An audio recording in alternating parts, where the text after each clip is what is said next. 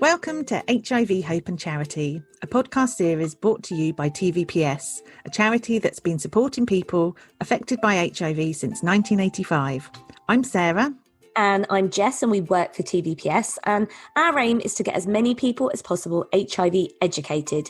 If you like the podcast, please rate, subscribe, and leave us a review wherever you listen to your podcasts. Oh, hello. Welcome to HIV, Hope and Charity. An HIV History Edition Blood Scandal Part 2.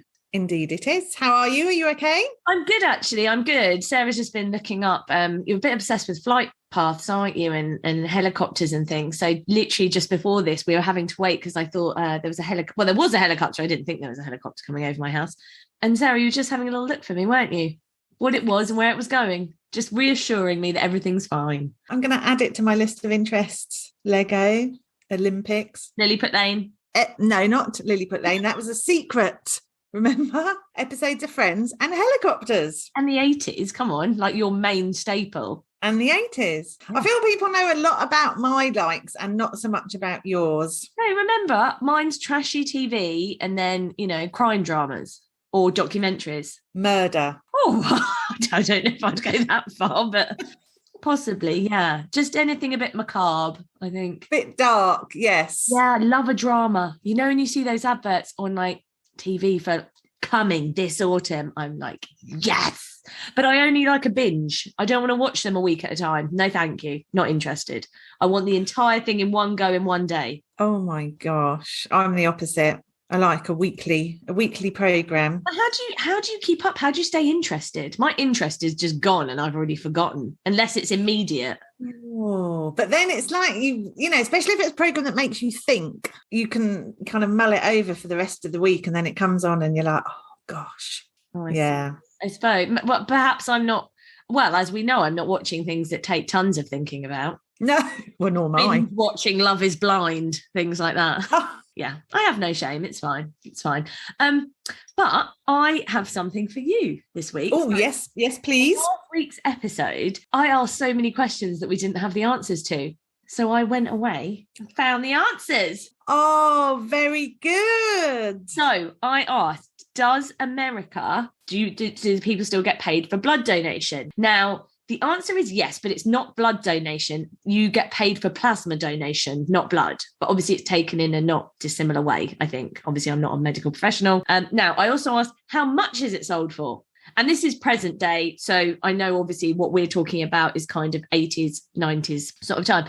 So present day, you can get $20 to $50 per donation. Now, the more you weigh, the more plasma you can donate, and therefore the more money you'll make. What? So if you're larger, yeah, you can make more money. Yes, that is very true. And this is quite shocking. I'd said, how often can you do it?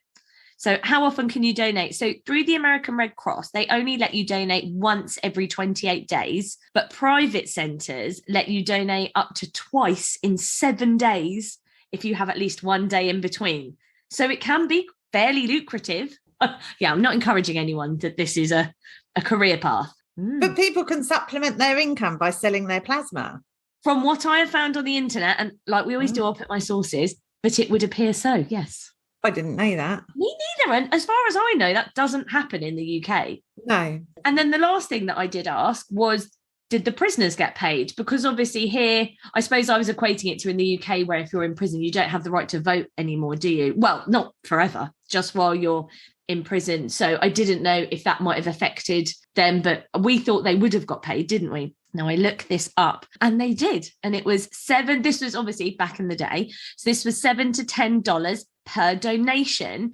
And I found that out because I haven't watched it myself yet, but I'm going to give it a go. There's a whole documentary called Factor 8, the Arkansas prison blood scandal. And it was where loads of the prisoners from this prison in Arkansas, it's so hard for me to say Arkansas because written down, I want to say Arkansas. All I want to say. So I'm really concentrating on not saying it phonetically. But I'm going to go away and watch that because obviously it relates to everything we're talking about. Wow. So they were selling their plasma whilst they were in prison. So they were making an income. And that's not pennies back in the 80s, is it? No. So this was the this was talking about from the 70s to the 80s. And this is exactly the whole figure 8 thing that we were talking about last week with the HIV and the hepatitis, the blood scandal. Oh, my goodness. But $7 to $10 per donation. And imagine if they were letting people donate twice a week. So your body must replenish that plasma really quickly. I mean, we're obviously now going to highlight how little medical knowledge.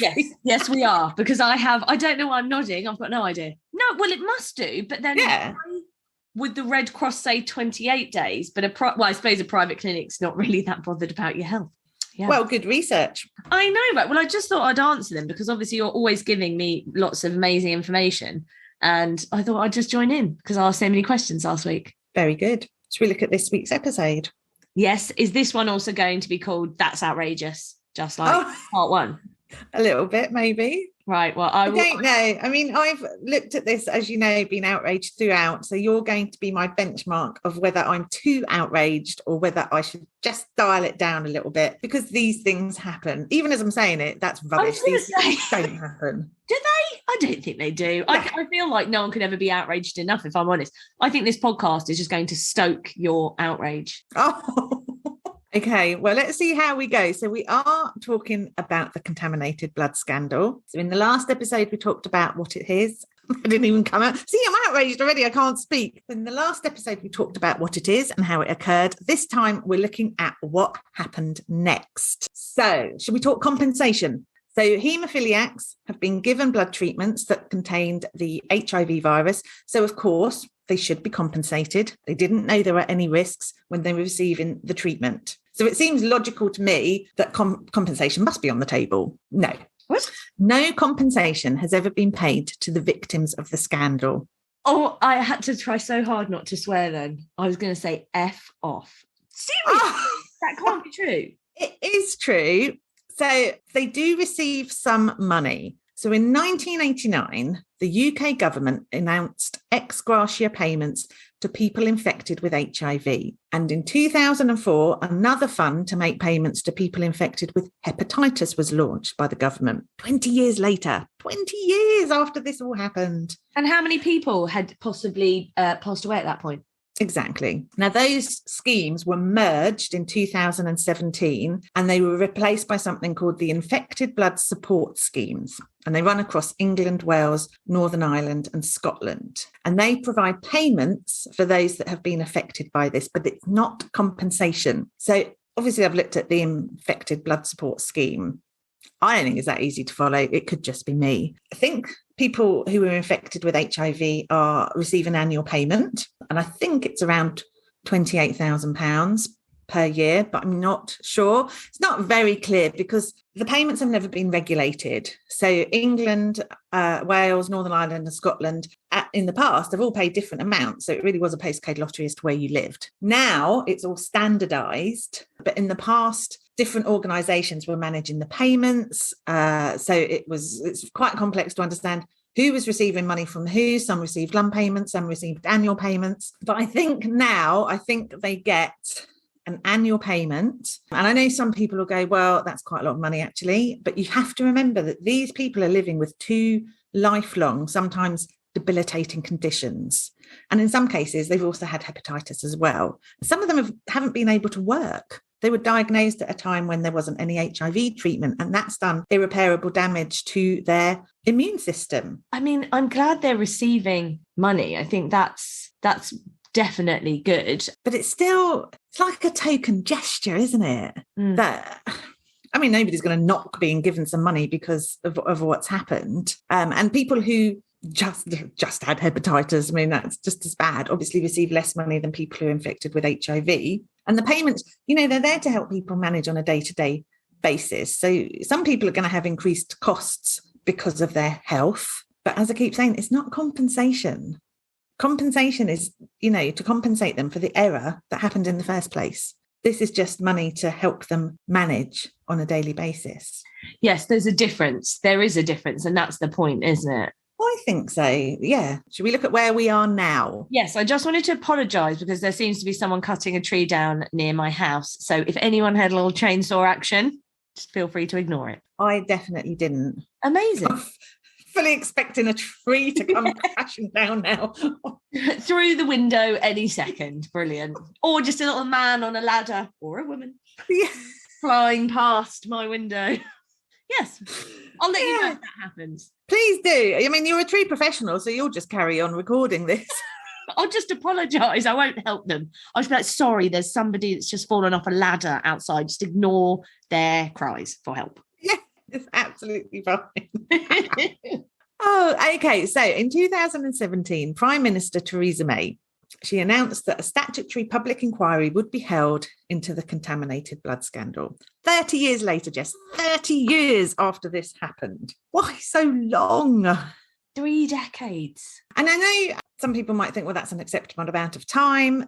How does that compare to other inquiries? So there's another inquiry going on at the moment, actually, that you might have heard about involving the post office. It's where 700 sub-postmasters were wrongfully prosecuted and in some cases sent to prison for theft and false accounting for what later turned out to be a software error. Obviously, you need an inquiry into that. They need to be compensated for what happened to them. The whole kind of debacle started in 1999 and the inquiry was initiated in 2020, so 20 years later. Still less time than the blood scandal, but still a long time for people to wait. So they do take time. And I think, I mean, I have no proof of this, but I do think if the government might be liable for compensation, perhaps they do eke it out as long as they can. And I think perhaps, and I'm going to show you my cynical side now, maybe the speed at which the inquiries are ordered might possibly, is it linked to the amount of press coverage or publicity that issue is receiving? Because let's remember, this blood scandal was never talked about very much. It affected quite a small group of people, and they have been campaigning for an inquiry for a long time. But did it just not capture the press's attention? Did they not push? Because the press have huge power. Did the press not push the government for this? So the government thought, well, we'll just let it lie and we won't look into it.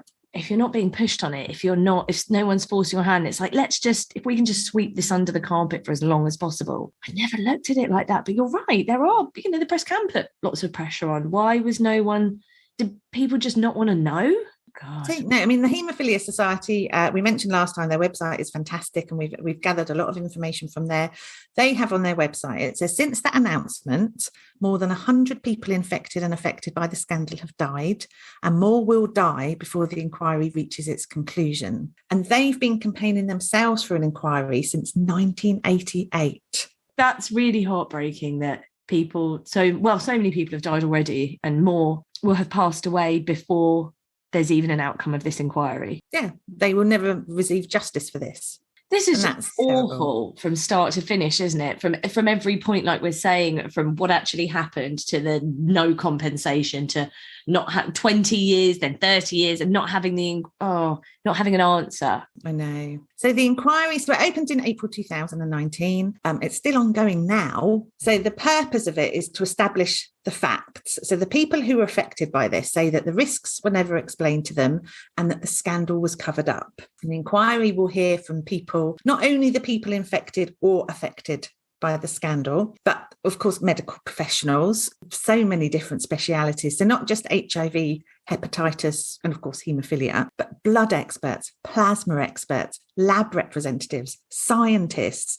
They're going to speak to blood services, NHS bodies, haemophilia centres, along with people from government. And then they're going to collate all that evidence, consider it, and then they'll make recommendations about what should happen next.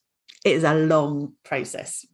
That's a massively long process. And I don't know if I'm just being an idiot here. I mean, that's probably quite what I am being. But what I know they're saying recommendations about what happens next. In what respect? So much time has passed. So much as the damage is done, right? Absolutely, yes. Yeah, so I think they are obviously quite limited in the recommendations that would come out of the report. But I think also what I hope comes out of the report is we find out who's accountable for this, because somebody is. I mean, the inquiry is massive. It would take ages to sift through all the evidence that's been spoken about so far. And also it's not fair, I suppose, because some of the people probably wouldn't want to be in the public spotlight. They're just doing their jobs. So I've looked at people in government and kind of what they've contributed to the inquiry, starting with Matt Hancock, who at the time was Health Secretary. So he said at the inquiry, if the inquiry recommends compensation, the government will pay it. So you think, okay, but then you think, well, no, hold on, let's just let that sink in for a moment. The government are saying they would pay, but only if they were instructed to. All the Bush baby eyes are back.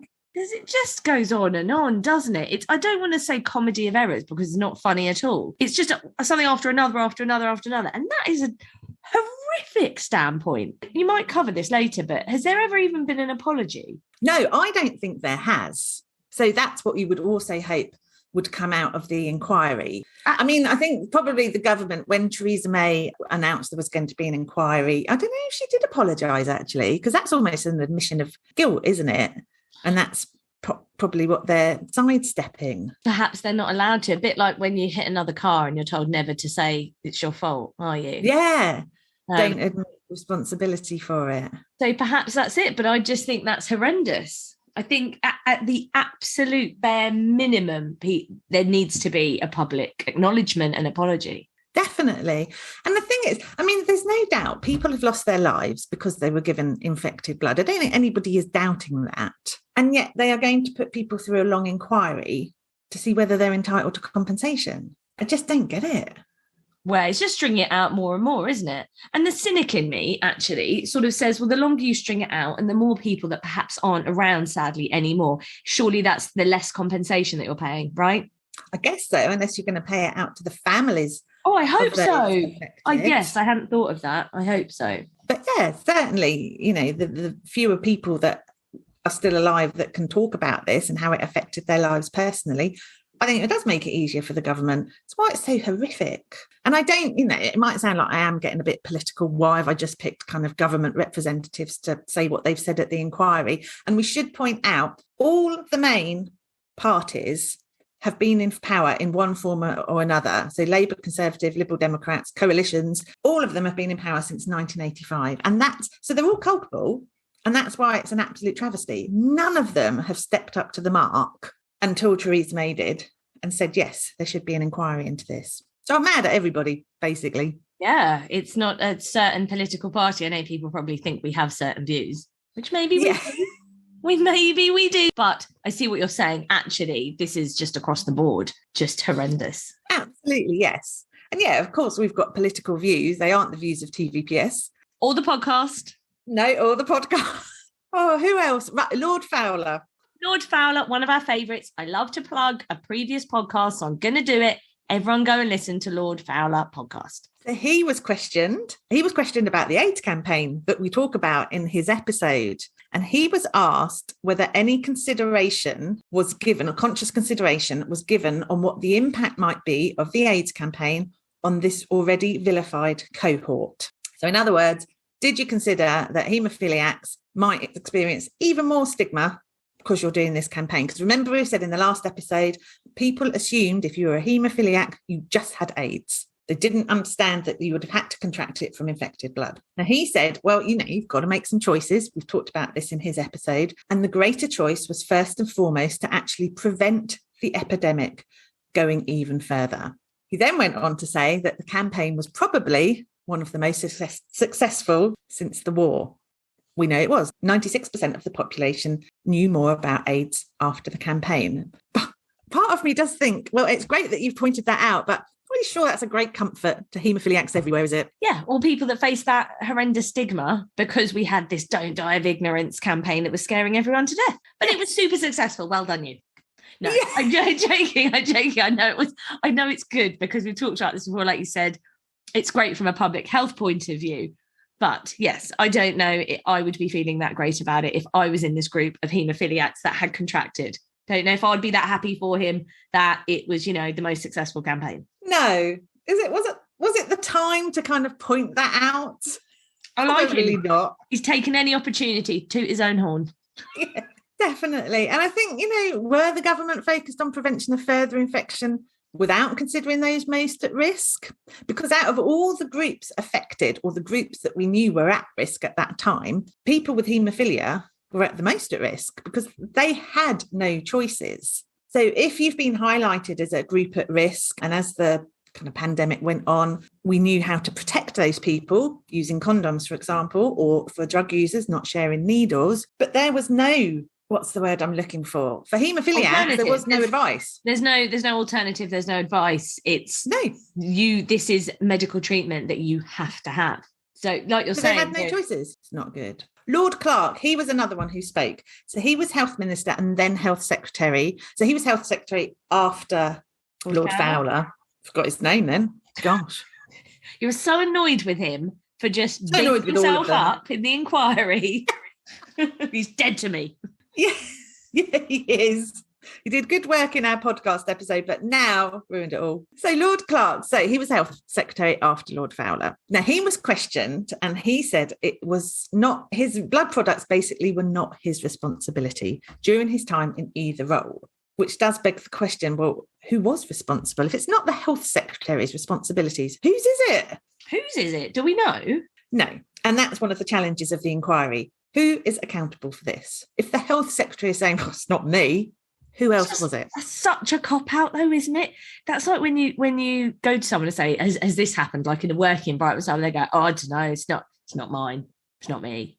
You're just like, right, well, okay, that's not what I'm asking. Let's, be helpful. Good grief. The thing is, there could be serious consequences for anyone who is found accountable. So at the opening of the inquiry, it was announced that criminal trials could follow. Now, there's a dedicated website for the inquiry. So if anybody wants to know more information, we'll put the link up as usual. But yeah, now perhaps you see why no one's willing to put their hands up. Why would they say that right at the start? I know obviously you can't coax people, like lie to them and things. But who's going to go, yeah, it was me, soz guys? People aren't going to do that. Is the inquiry going to be honest? Are people going to be honest when they're talking about it? Because I don't feel that's when it comes to the recommendations, that's what they need to consider. Because there are questions, really serious questions actually, that you hope they're going to answer. So things like why haemophiliacs were given infected blood. That's a key question. How long this continued after the NHS and government knew the risks involved. That's another key question. We covered in the last episode that they knew about this from 1983. Why was factor 8 sourced from abroad, given the government had confirmed in 1975 that the UK would be self-sufficient in blood products? What happened there? Was the scandal deliberately concealed? It's taken an awful long time to get to an inquiry. And why has it taken so long to get to this point? So that's the answers that hopefully the inquiry will address, as well as saying who had ultimate responsibility for this. Mm. And do we know how long it might be? Or is it, how long's a piece of string sort of situation till we get an outcome? I think they've got a time frame up to the end of the year. So hopefully it will be decided after that. Maybe we'll be doing part 3 to look into what actually has happened in the outcome. Oh, definitely. Yeah, and what happens next. Now, I should point out, this isn't just a UK thing for anybody that's thinking, how did the UK get it so wrong? No. The BBC website, very helpfully, had an article about this. So there were thousands of cases of people being given infected blood in America, but other countries during the 70s and 80s also imported blood products from the States. So countries including France, Ireland, Portugal, Italy, Japan, Canada, Iran, and Iraq. They've all been caught up in this, so it's not a UK issue. So in America, companies that supplied infected products have paid out millions of dollars in out-of-court settlements. In other countries, politicians and drug companies have been convicted of negligence. And that's what could happen here, depending on the outcome of the So other countries are slightly ahead of us in terms of inquiries, holding people accountable and compensation, it would appear. Yeah, far ahead of us in the fact that they have sewn this up now and people have been prosecuted for it. And we lag so far behind in addressing this. And that really is the main reason for me being so cross. Because why are we allowed to treat people this way? And other countries have seen the damage it's done to people and that it's a situation that needs to be addressed. I can't answer that for you, but do you know what I am going to say? That is outrageous, because it really is. And I can see why you're so mad. Well, yeah, why do we? Why do we think that's all right or appropriate? And that must be really hard for people here who have been caught up in this scandal, because actually you're seeing all of this other resolution and other places taking responsibility for what's happened. But here, no, we're still not doing that. Just a bit more time, you know? It's just so wrong, isn't it? Yeah. And I know, look, we've focused on HIV with the scandal because we're an HIV charity. There's an article in The Guardian, it was published in 2020, and it summarises some of the other evidence given at the inquiry from people who contracted hepatitis. So some of them weren't even told that they had it. Some people contracted through blood transfusions that weren't haemophiliacs. They needed an emergency transfusion. And it kind of focuses on all of those people. And the article talks about how insensitively people were told. So some just received a letter to tell them that they had hepatitis. Some had to try and explain to their children that they'd been affected. Lots of them given examples of stigma they've experienced. It's actually quite a heart-wrenching, tough read, but really worthwhile if you want to understand just how far-reaching this scandal was. Oh, definitely. We're going to put the link up for that, right?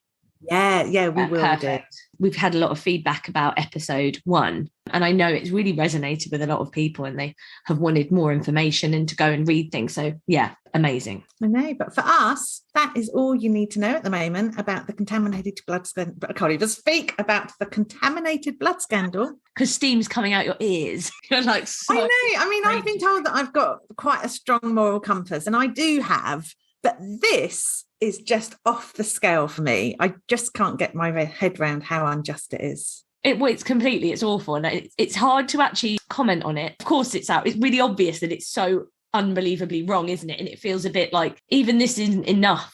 Just being like, oh, that's awful. It's like, because I can't even imagine what these people have been through and how they feel, and still to have no answers. I hope we're going to be like, well, we're going to say, watch this space, as in for now, this is all we need to know. But as we've said, when there's an outcome to the inquiry, let's definitely do a part 3. Yes. Yeah. And hopefully it will be a good outcome and a happier podcast where I hope calm. So. I'm not going to lie to you. I'm not that hopeful. I'm more cynical than you. So I'm a bit like, I feel like your rage will be like plus 100 when we come to do this. If you're at a 10 now, I mean, I feel like you will be steaming. Do you know, next week we're going to do a happier episode. Really? Yeah, we are. I can't get any worse. It's got to get better. We need a lighter break, don't we? And we need to digest this. Like you're saying, sometimes when you watch a programme, you need to just have a bit of a think about it. We need some time just to fully digest what's happened in all of this, because it's so awful. And on that note, what will you be doing now to try and get less angry before you go home to your children? Oh, don't worry, I won't take the force of my anger out on them. I'm going to take some cleansing breaths. Oh, very nice. Okay. And wander around our lovely centre, because I'm in work today. So we've got kind of lots going on later, so I need to be here. But our centre's quite calming, isn't it? It's very calming, I have to say. It's so homely. Yeah, I'm a bit jealous that you're there, actually. I'm here with my dog barking. So what I might do to just take everything in and regroup, just maybe take him out on a little walk. Oh, that's lovely. I'm going to our living room in our centre. The settee in there is the perfect size for me just to lie on. Are you going to take your shoes off, though? Because I have to let everyone into the secret that Sarah is crazy about keeping it lovely, because our centre is so nice. She gets very funny. She wants always to be nice. We must clean it all the time. But I am working on the fact, because I realise that whenever anyone sat down, we want the place to be very welcoming for people. And whenever anybody sat on the settee and just sat on one of the cushions, I could feel myself bristling. Your eyebrow twitching. Oh, goodness. Well, on that note, I don't know if you can hear my dog, but I think I'm off to go and take him. He understands about the cushions. Thank you, Jimbo. He certainly apparently does. Okay, well, I look forward to a lighter one. Thank you so much, because honestly, these last 2 episodes, all of the episodes that we do, I find really fascinating. I say it every single week. Everyone must get bored of me saying it, but especially these 2, something that we so needed more information on. And actually yesterday, I was telling someone all about what a lambskin condom was. Thanks to you. They were horrified, just to let you know that. And on that note, I'll see you next week. Thank you for listening to HIV, Hope and Charity. If you'd like to know more about the work that we do, visit tvps.org.uk. And please like, subscribe and rate the podcast if you enjoyed it.